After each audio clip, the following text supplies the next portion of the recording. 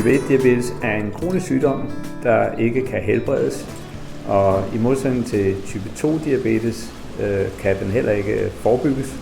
Den rammer til gengæld helt tilfældigt, uafhængig af personlig livsstil, og meget ofte mens man er barn eller ung menneske.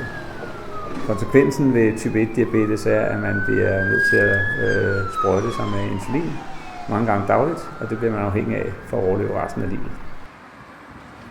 Type 1-diabetes er en stor byrde ud, ikke bare for den enkelte at leve med, men også for samfundet.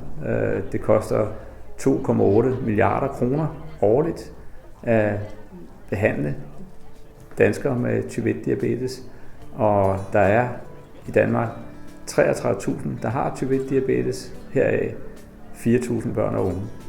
Der bliver flere og flere af dem, fordi selvom det ikke er den samme sygdom som type 2-diabetes, så har den samme stigningstakt, så faktisk lidt højere, så den stiger med knap 6% om året.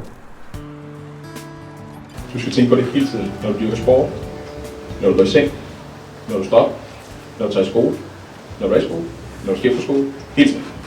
Det er ikke altid, du lige har et overblik over, hvad der sker inden for de næste 3 timer.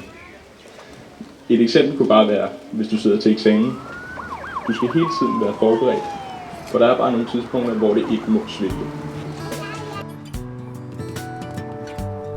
Hvis man prioriterer udviklingen af ny teknologi, vil man kunne spare 1 milliard kroner af dette beløb på en måde, som samtidig også vil skabe grobund for øget økonomisk vækst i Danmark. Med de nuværende behandlingsmetoder er det ikke muligt, ved vi statistisk, at opfylde Sundhedsstyrelsens behandlingsmål. Det kan være svært for andre at forstå, at det fylder så meget. Selv folk, der er ret tæt på en, kan spørge, jamen er det ikke blevet stabilt? Hvorfor er I stadigvæk op om natten? Men det bliver det bare aldrig. Når jeg har diabetesvagten, som vi kalder det, så sover jeg tit inde hos Alfred, fordi så kan jeg høre ham, hvis han har lavt blodsukker. Jeg kan lige lægge en arm hen på ham og mærke, at han er okay, og så sover jeg bedre. Vi arbejder med et projekt til 100 millioner kroner, som vil kunne realisere denne vision allerede i 2020. Vi søger offentlig finansiering af halvdelen af dette beløb, mens det resterende beløb søges finansieret privat. Vi arbejder på udvikling af kunstig bugspytkirtelteknologi, hvor en insulinpumpe og en glukosesensor automatisk overtager reguleringen af sygdommen for patienten. Samlet set vil en kunstig bugspytkirtel gøre det muligt at nå de nationale behandlingsmål med en årlig milliardbesparelse til følge, gøre det muligt for personer med type 1-diabetes at leve et normalt liv og bidrage til økonomisk vækst i Danmark.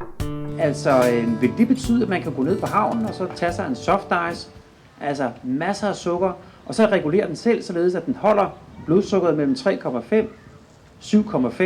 Kan man det? Ja. Om 20 år